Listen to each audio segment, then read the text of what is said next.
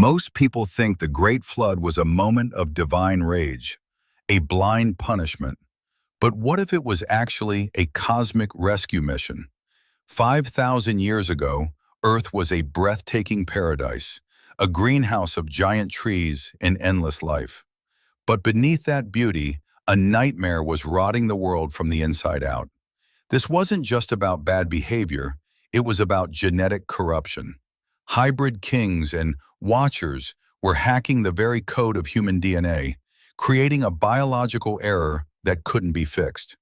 Today we go inside that high-tech ancient world to reveal why total destruction was the only way to save the human race.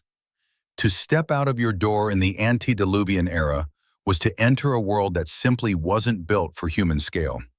We were microscopic guests in a land of titans. Imagine a forest where you couldn't even see the canopy because it was swallowed by a permanent, low-hanging mist.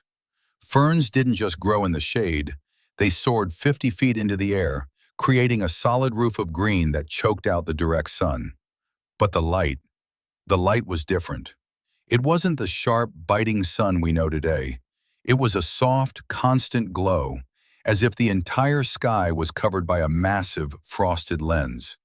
Many scholars, pointing to the oldest records, suggest there was a canopy of vapor covering the entire planet, a global greenhouse. This wasn't just weather, it was a life support system. No storms, no sudden freezes, just a stable, humid cradle. This high-pressure, oxygen-rich environment is exactly what allowed life to reach such impossible dimensions. It's the reason why a man could live for 900 years, and why a single tree trunk could be so wide that 20 people holding hands couldn't even reach halfway around it. Living in this paradise was an exercise in humility. Even gathering food felt like a high-stakes military operation. You didn't just pick fruit, you organized a team with ropes, pulleys, and climbing gear to harvest a single piece of produce that had grown to the size of a modern-day boulder. Entire families lived inside the hollows of these trees, not because they were primitive, but because the trees were large enough to house a small village. But the silence of the forest was often broken by a vibration in the soles of your feet. You didn't hear them first, you felt them. In the book of Job, chapter 40, there is a description of a creature called the behemoth. Its tail moved like a cedar, and its bones were like tubes of bronze. We call them sauropods. Colossal, long-necked giants that weighed as much as 3 modern tanks. To them, we were nothing more than ants.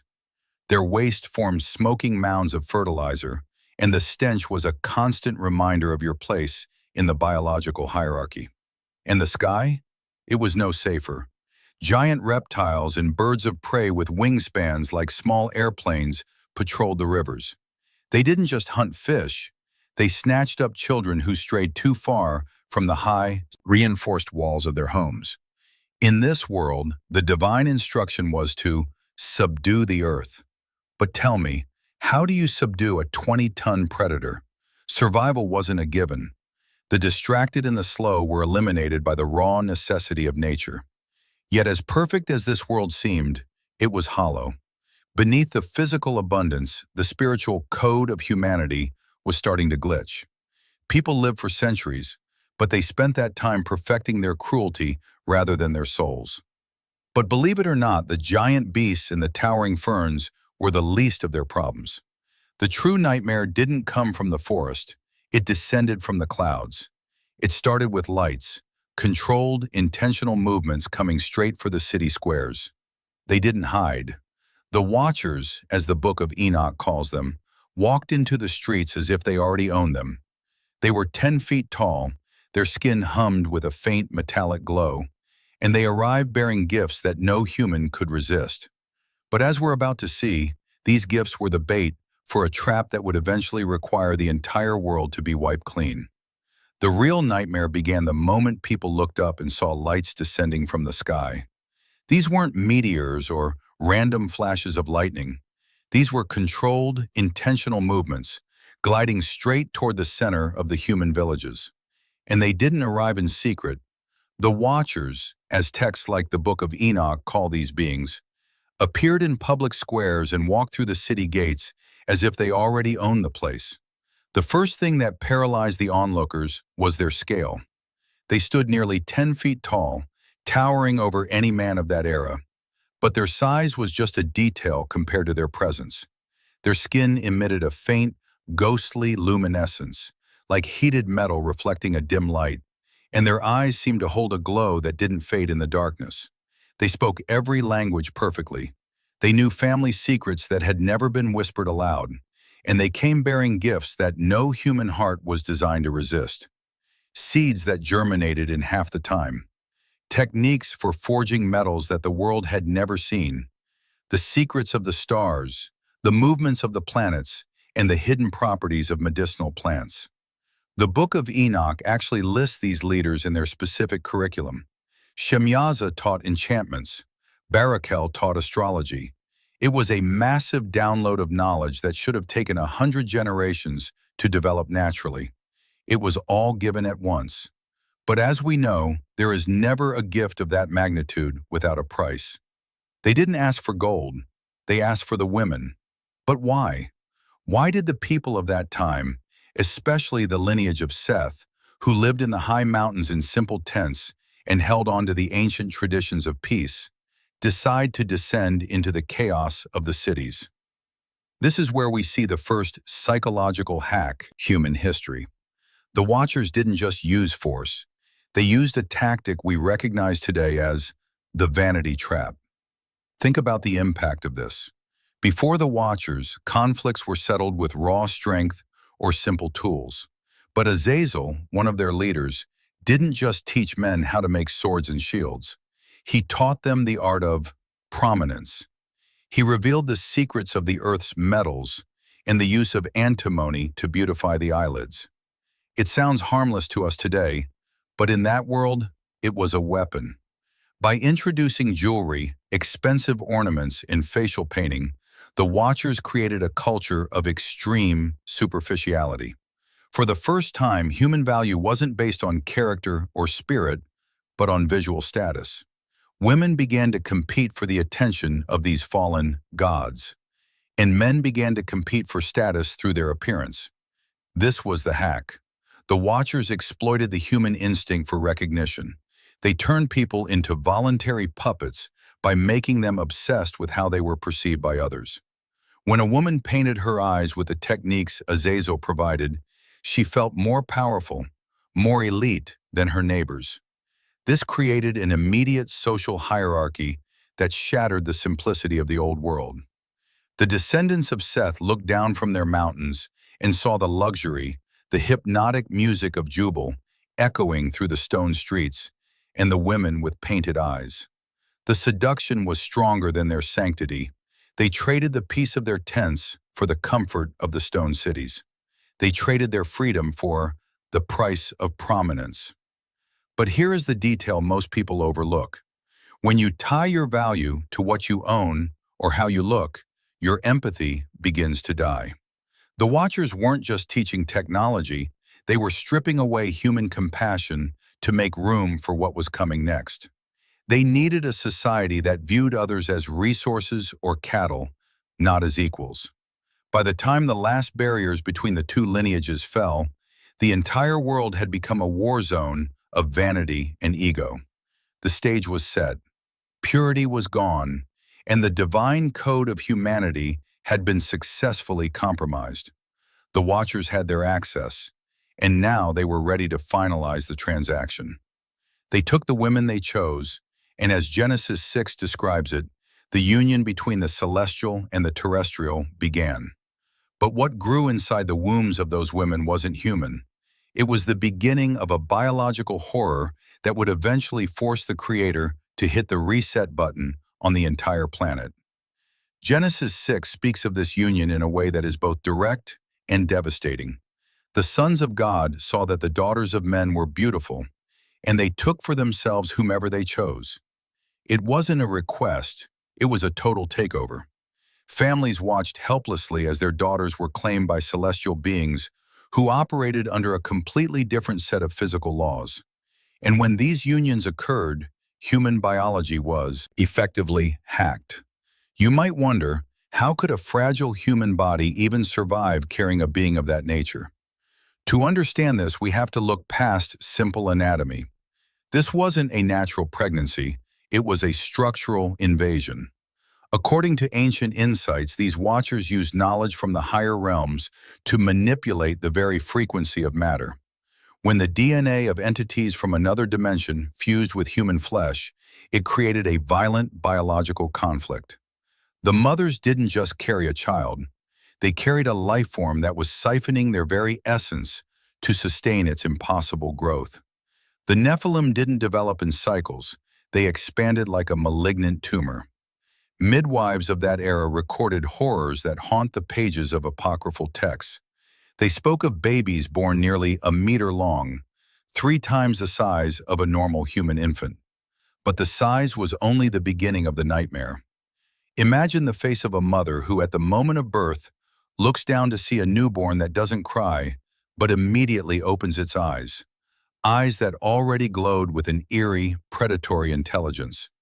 These infants were born with an insatiable hunger that nothing could satisfy. The pain of these women wasn't just physical. It was the realization that what they had brought into the world was not human. It was a system error made manifest in blood and bone. The standard of this new species was terrifying. The mothers suffered through movements so violent they shattered ribs from the inside. Many did not survive the labor, their bodies literally torn apart by the birth of a titan. For those who did survive, the miracle of motherhood became a horror movie in real time.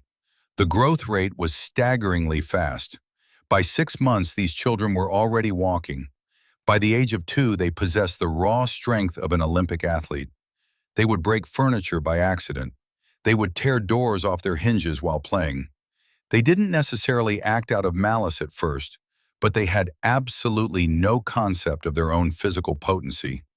By age 5, they reached the size of a full-grown man. By 10, they towered over the tallest houses, exceeding 3 meters in height. As adults, many reached 4 meters. Some records suggest they grew even larger, becoming biological titans that could uproot young trees as if they were toothpicks. But the most disturbing detail wasn't their bodies, it was their minds. They learned at a speed that defied logic. They understood complex concepts before human children could even speak. Yet they lacked the one thing that defines humanity: empathy. The Book of Enoch describes them as genetic psychopaths. They could understand emotions in theory, but they felt nothing. They viewed humans not as parents or equals, but as a resource, as livestock. Why would a 10-year-old giant capable of crushing a human with one hand obey a human father? They wouldn't.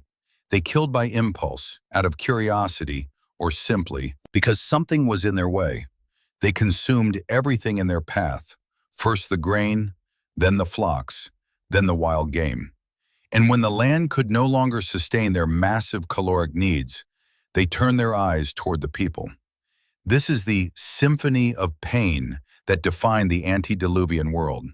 It was a world where the biological code had been so corrupted that life itself was in a state of constant agony. The Nephilim were beings caught between 2 incompatible natures, too heavy for the heavens, but too destructive for the earth. They were a biological dead end. When we look at the flood through this lens, our perspective changes. We stop seeing a story of an angry deity and start seeing a cosmic intervention. The code of life on Earth had been compromised by a viral, predatory DNA. The planet had become an open-air laboratory without a kill switch.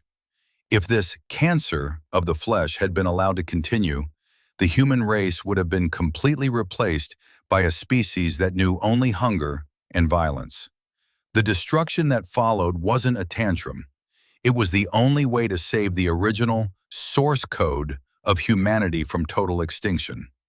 As these hybrids reached their full maturity, they stopped being sons and started being kings.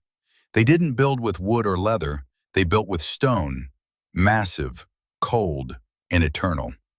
Genesis calls them men of renown, the celebrities of the ancient world. They raised cities like the legendary Enoch, protected by walls so thick that no natural beast could breach them. Inside, the air hummed with the constant rhythm of Tubal-Cain's forges and the hypnotic, never-ending music of Jubal. It was a place of extreme luxury, extreme technology, and extreme terror. But the most chilling aspect of this stone empire wasn't the size of the gates or the strength of the bronze. It was the atmosphere of the streets. Imagine a world where walking through a market wasn't just an errand, but a life or death gamble. Empathy hadn't just faded, it had been completely engineered out of the population.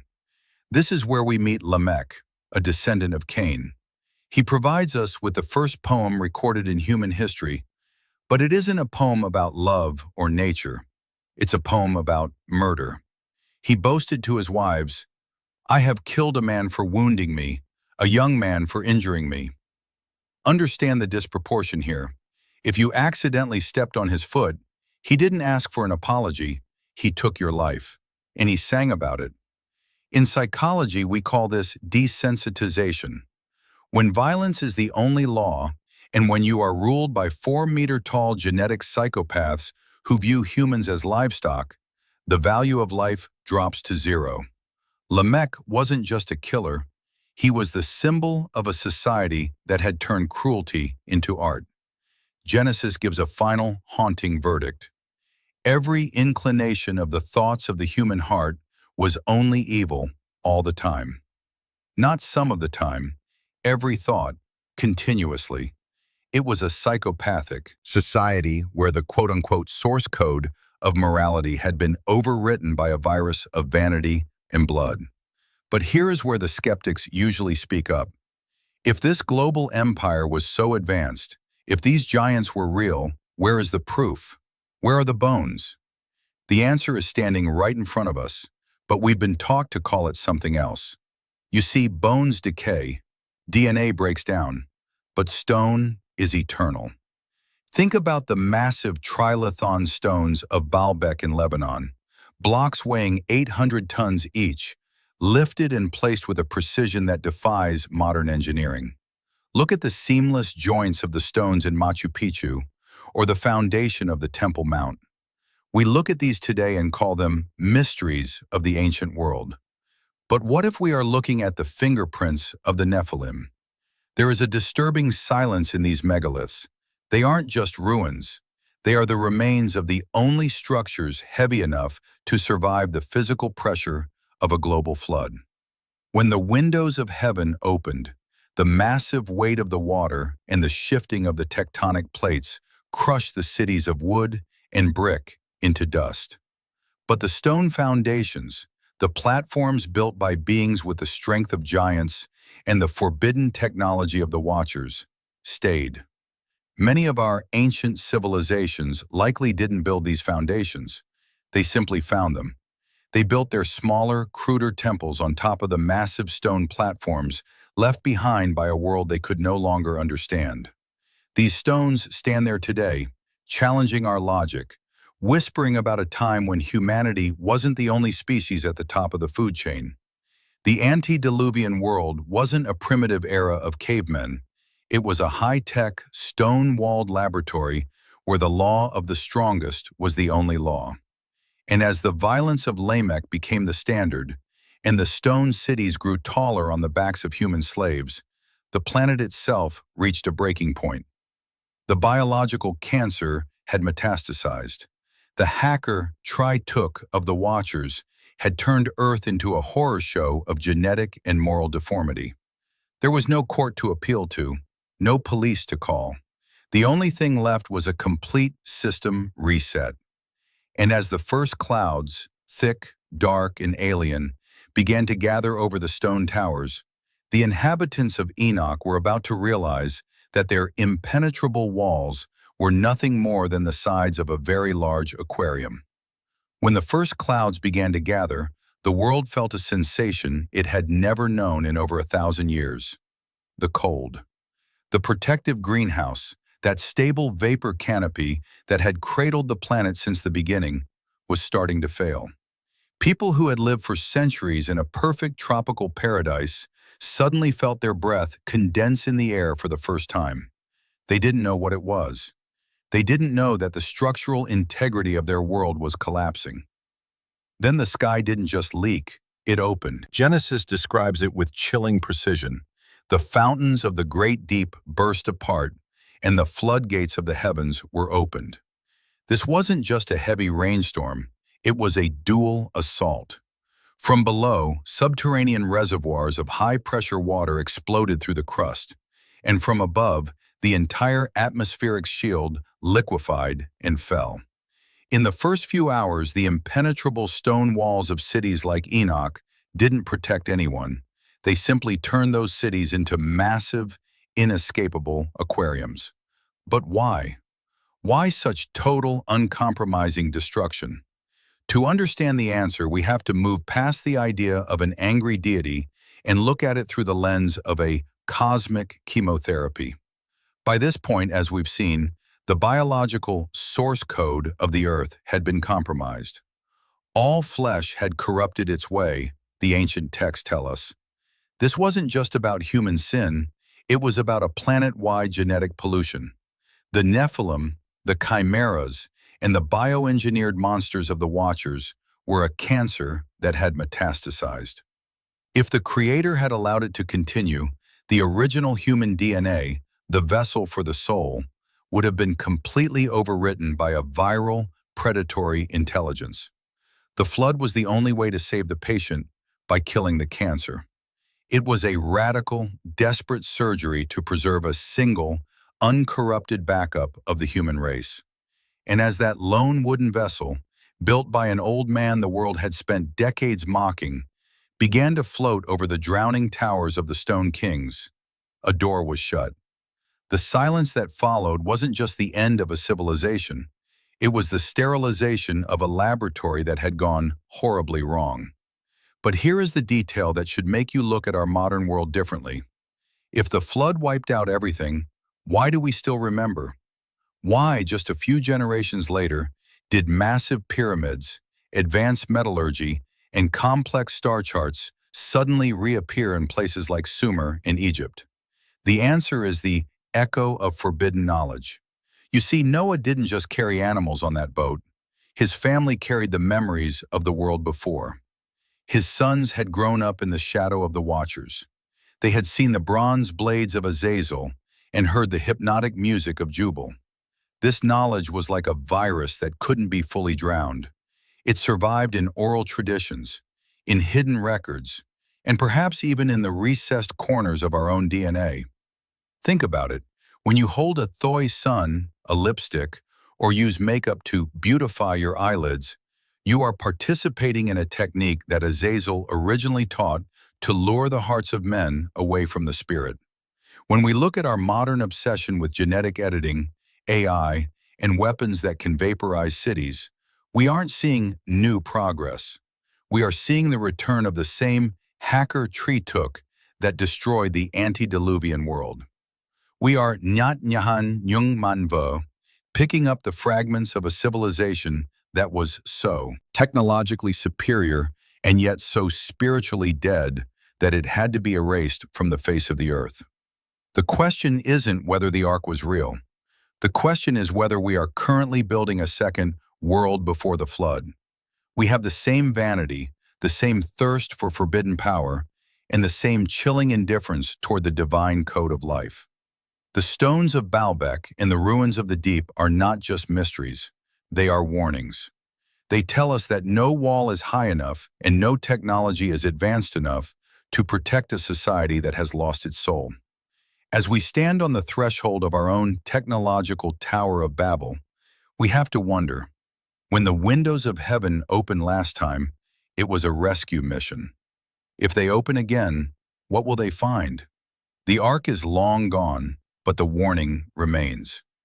Now, if you want to understand how that massive vessel was actually built to survive the collapse of the world, click on the video on your screen right now.